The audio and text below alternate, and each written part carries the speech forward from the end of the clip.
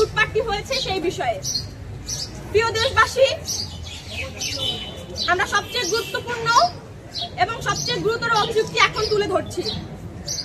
ত্রয়োদশ জাতীয় সংসদ নির্বাচনে গণভোটে হ্যাঁয়ের পক্ষে দেশব্যাপী প্রচারণার সিদ্ধান্ত নেওয়া হয় বৈষম্য বিরোধী ছাত্র আন্দোলনের তরফ থেকে।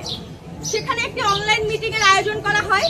সেই অনলাইন মিটিং এ আমি সিনথিয়া জাহিন আয়েশা সরাসরি প্রশ্ন করেছিলাম, এত বড় বৃহৎ কর্মসূচির অর্থায়ন কিভাবে হবে। সেই মিটিং এ এবং সেই মিটিং এর এই উত্তরে জানানো হয়েছে, ব্যক্তিগত খরচে বাপের টাকায় কর্মসূচি বাস্তবায়ন করা হবে। কিন্তু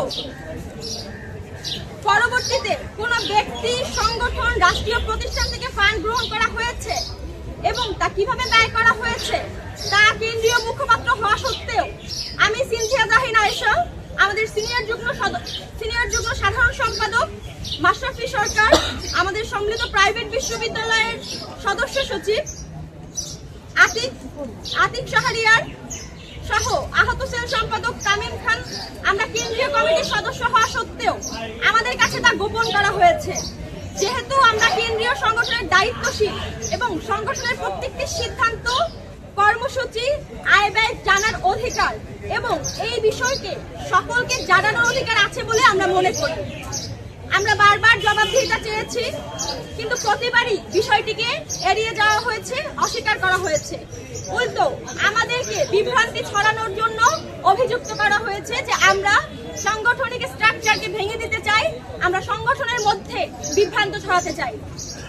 সর্বশেষ 12 তারিখ কেন্দ্রীয় কমিটির মিটিংয়ে তা স্বীকার করতে বাধ্য হয় একটি ফাউন্ডেশনের মাধ্যমে। পাঞ্জাবের জগতে একটি বিশ্বস্ত নাম শাবাব এথনিক ওয়্যার।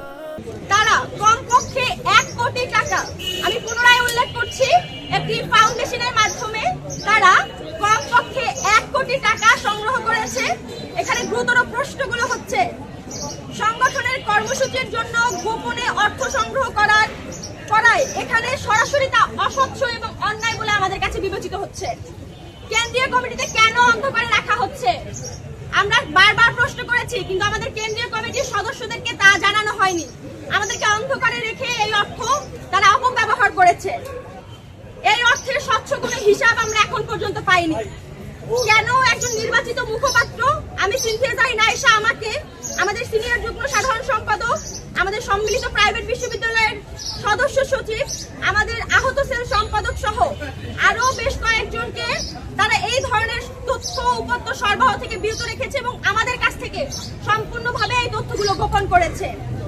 এই বিষয়ে বারংবার প্রশ্ন করার পর 12 এপ্রিল রিফাত রশিদ একটি মিটিং কল করে।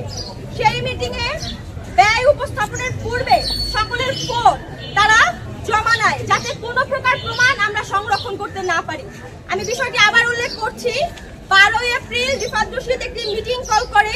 সেই মিটিং এর ব্যয় উপস্থাপনের পূর্বে আমাদের মিটিং এ উপস্থিত সকল সদস্যদের কাছ থেকে তারা আমাদের ফোনটি জমা নেয়, যাতে আমরা কোনো ধরনের তথ্য কিংবা প্রমাণ সংরক্ষণ করতে না পারি।